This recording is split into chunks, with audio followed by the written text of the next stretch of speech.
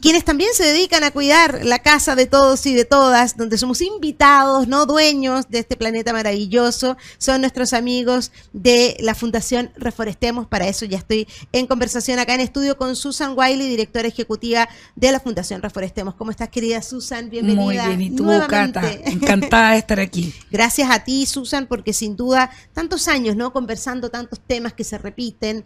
El año pasado, no puedo dejar de hacer mención esa entrevista por ahí por el 20, no fue el pasado, fue el año anterior, el 2023, tuvimos una entrevista con Susan el 20 de diciembre a puertas a lo que ocurrió en el verano de 2024, que realmente fue brutal y que ya vamos a entrar en detalles sobre eso.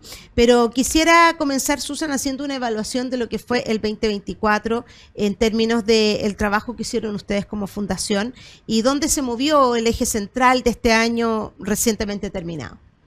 Perfecto, bueno, fue un año bastante intenso. La verdad es que todos los años terminan siendo súper intensos porque la necesidad es brutal.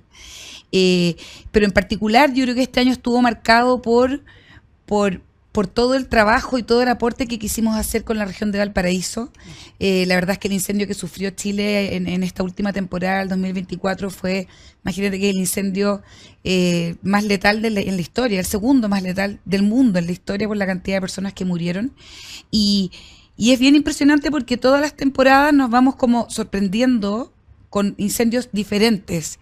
Han habido incendios muy expansivos en territorios más forestales, pero este fue un incendio de no tanta superficie, pero de un daño nunca visto, sobre todo por todo lo que ocurrió en el Jardín Botánico. Por lo tanto, yo te diría que un gran logro para Reforestemos fue poder vincularnos con el trabajo dentro del Jardín Botánico, poder ayudar a limpiar y despejar todo el daño que ahí quedó, porque se quemó el 98% del jardín. Y la verdad es que uno cree que un incendio se lleva todo y queda todo pelado. No es así. Quedan restos, quedan residuos, quedan troncos, quedan ramas, que también pasan a ser otro elemento de peligro, de riesgo. Entonces hay que hacer todo un trabajo de limpieza que es inmenso para poder preparar la tierra para poder plantar. Eso por un lado. Y por otro lado también estuvimos fuertemente en Patagonia, que esto ya es más positivo, es más lindo. Pudimos plantar nuestras primeras 85.000 árboles nativos que viverizamos en nuestro vivero de Coyhaique.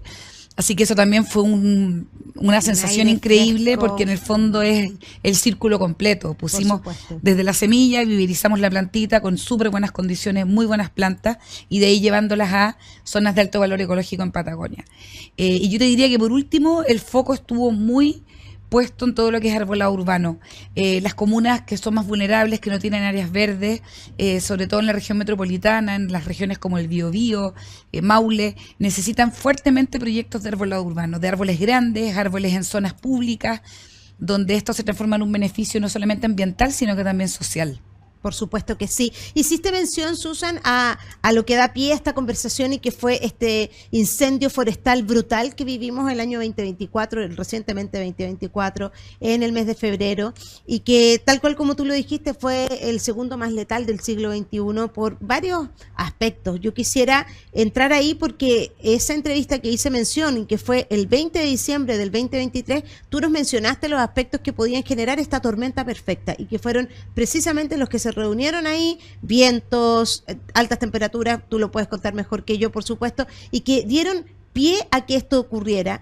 Y haciendo un poco ese recuento también, ver en qué situación estamos hoy día de estas tormentas perfectas que se pueden seguir produciendo en todo nuestro país. Exactamente. Bueno, yo creo que ya los últimos años, los últimos 5 o 6 años, ya hay una alerta oficial que ya se ha conversado desde los organismos públicos, privados, efectivamente, a raíz del cambio climático y de las alzas de las temperaturas y de muchos otros efectos ambientales que se dan por el cambio climático, nos vemos expuestos a esta como realidad que antes no ocurría, que es justamente eso, pics de temperatura. El año pasado tuvimos el pic de temperatura histórico en Chile, no sé, Chillán llegó incluso un día a 41 grados de temperatura, es de loco. Y también este cambio climático hace un efecto directo en los vientos de más de 70 kilómetros por hora y en la escasez de la humedad. Y en el caso de esta tormenta perfecta que ocurrió en Valparaíso, se dio también, yo te diría que afectó mucho el viento, muchísimo. De hecho, conversando con el director del jardín botánico, el día que el fuego llega al jardín, el jardín evacuó a las visitas por vientos. Imagínate que el riesgo en ese momento era por los altos vientos, y ahí hay árboles muy antiguos, en condiciones que a veces están un poquito más deterioradas porque son árboles muy viejos. Entonces, fue justamente el viento lo que hizo evacuar el jardín, y a las 2-3 horas el incendio ya había llegado y se había llevado, ya estaba prácticamente instalado en todos lados. Entonces, esos son los factores de riesgo que influyen muchísimo, y justamente por eso que hay que evitar las conductas de riesgo. O sea, al final hay incendios intencionales, lo sabemos, pero también el 60% de los incendios se gatillan por una mala práctica de una persona, que en el fondo a lo mejor sin darse cuenta, sin intencionalidad, puede generar un daño de una extensión como la que vivimos en esta última temporada. ¿Cuáles son esas malas prácticas? Yo sé que lo hemos hablado, pero ¿cuáles son, para que nos queden claras, qué cosas son las que no tenemos que hacer ni arriesgarnos, sobre todo en esta época de vacaciones, que uno le gusta ir a un camping, ¿verdad? Salir a disfrutar de las maravillosas áreas verdes que tiene nuestro país y relajarnos, y que no ocurran desgracias como estas, Susan? Mira, son conductas súper como simples, que de repente son tan simples o básicas que las personas tendemos a ni pensar, y tendemos a relacionarnos con nuestro entorno de manera súper individualista. Finalmente, claro, un paseo entretenido en familia, somos dos, un lugar precioso, verde, aire libre, quiero hacer un asado, hago el asado, hago una fogata. Y ese tipo de cosas hay que estar súper alerta, porque si es un día de mucho calor, si es un día de mucho viento, evitar un asado, evitar una fogata, ¿para qué decir las quemas? Ser súper riguroso, sobre todo en las zonas rurales, con las fechas que están permitidas para las quemas. Lo mismo, no utilizar herramientas, hay muchas herramientas que prenden chispas y que hay que evitarlas cuando hay mucho calor o cuando hay viento.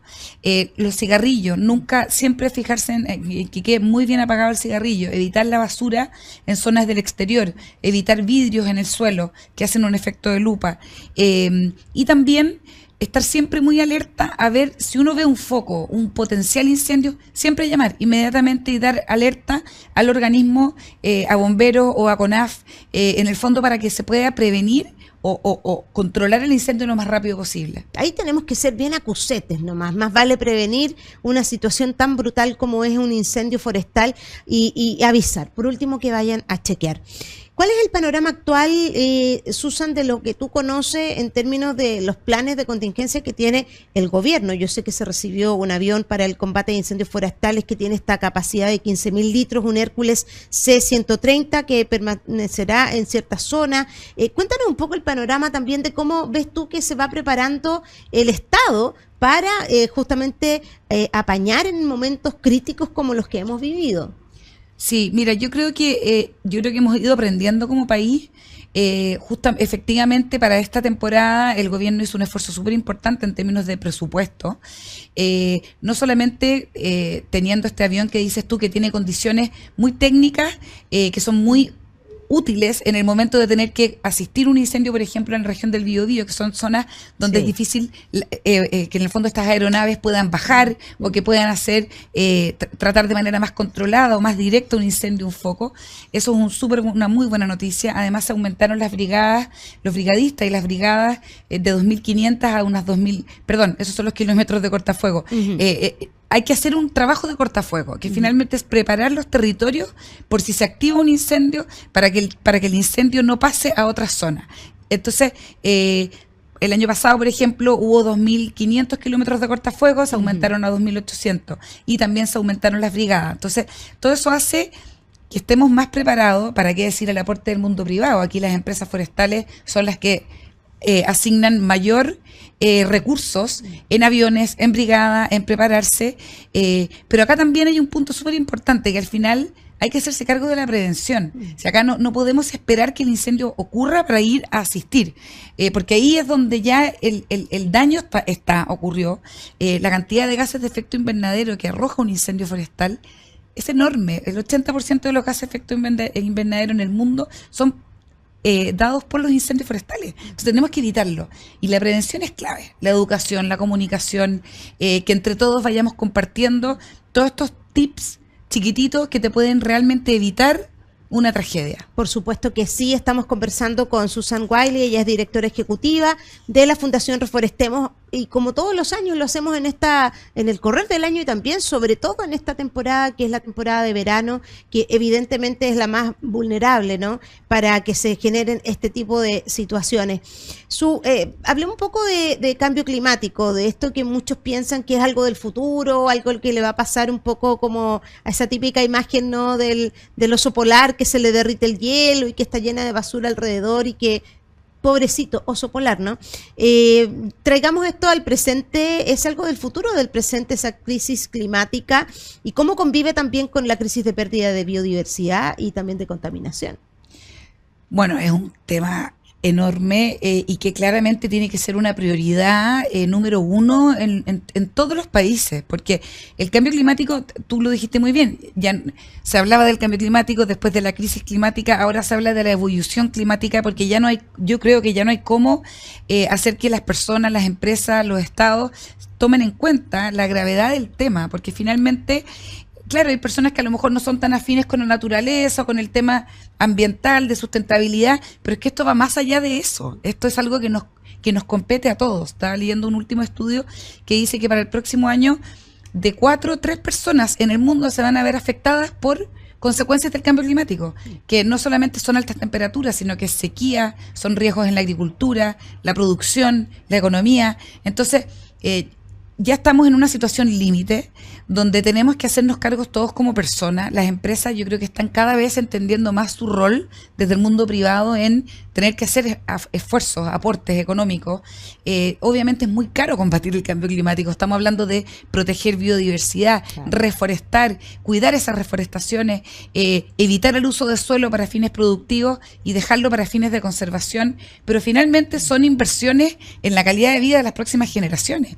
Entonces finalmente estamos en un momento límite, porque la temperatura de la Tierra sigue aumentando, y hay países como el nuestro que por su condición geográfica es altamente vulnerable a las consecuencias del cambio climático. No solamente hay que decir, bueno, somos Chile, un país que está en el hemisferio sur y todavía tenemos un 23% de territorio nacional de bosque nativo, que es un lujo, pero somos un país que por nuestras condiciones geográficas, aunque emitamos muy poco porcentaje de gases de efecto invernadero a nivel mundial, estamos dentro de los 10 países más vulnerables si es que ocurre un desastre natural, y lo hemos visto. Las inundaciones que tuvimos este invierno fue una locura. Estamos viviendo ya como situaciones de la naturaleza que antes ni siquiera nos ocurrían como país.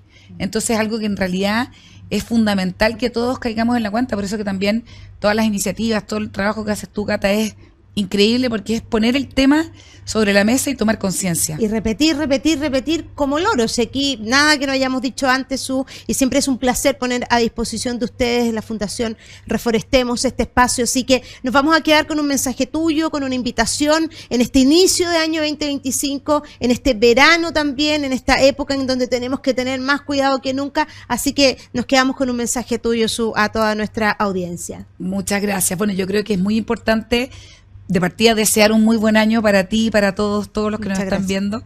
Creo que es una muy linda oportunidad partir el año haciendo un bonito gesto, honrar nuestra tierra, nuestro planeta, plantar un árbol nativo. Nosotros lo hacemos a través de nuestro sitio web, para las personas es muy fácil, y después toda la parte de terreno la ejecutamos nosotros. O sea, desde tu casa puedes colaborar con un árbol nativo, con un bosque digital, y como empresa, para qué decir, con proyectos de mucho mayor alcance. Creo que es una oportunidad partir el año con otro switch mental respecto a aportar a nuestro medio ambiente, y en vista de la temporada que se avecina, esta nueva temporada estival, tomar conciencia de que seguimos teniendo índices de temperaturas peak respecto a nuestra historia. Tenemos que estar muy atentos, tenemos que estar muy alerta, no bajar la guardia respecto a cómo funcionamos en nuestro entorno y cuidar lo que tenemos. Tenemos un país precioso, las nuevas generaciones se merecen disfrutar, igual que nosotros, de un país tan bonito, tan rico en naturaleza y biodiversidad como es Chile. Así que entre todos cuidarlo, protegerlo y dejarlo mejor para los que vienen. Por supuesto que sí. ¿Y cómo podemos ser parte también de Reforestemos? ¿Hay alguna manera? Nos hablaste de estos voluntariados, también por supuesto donaciones. ¿Cómo podemos participar? Mira, nosotros somos muy activos en todo lo que son redes sociales, por el mismo hecho de que sabemos de que comunicando podemos llegar a más personas. Así que bueno, por supuesto seguir a Reforestemos en sus redes sociales, estar atentos porque siempre estamos convocando a voluntariados y también comprando arbolitos o incorporándote en el plan de socios. Hay socios que nos apoyan todos los meses y nosotros con esos recursos mejoramos los proyectos que tenemos de reforestación, de prevención de incendios, de educación ambiental. Son muchas las aristas que hay detrás de Reforestemos. No solamente reforestamos con árboles nativos ya en más de 12 regiones, sino que también estamos empujando estos otros ejes que en el fondo hacen que el proyecto sea sostenible en el tiempo y tenga profundidad respecto a su calidad técnica. Fantástico, solo desearles que sea un grandioso 2025, querida Su, a ti y a todo el equipo maravilloso. Muchas gracias, Cata, igual para ti y para todos ustedes.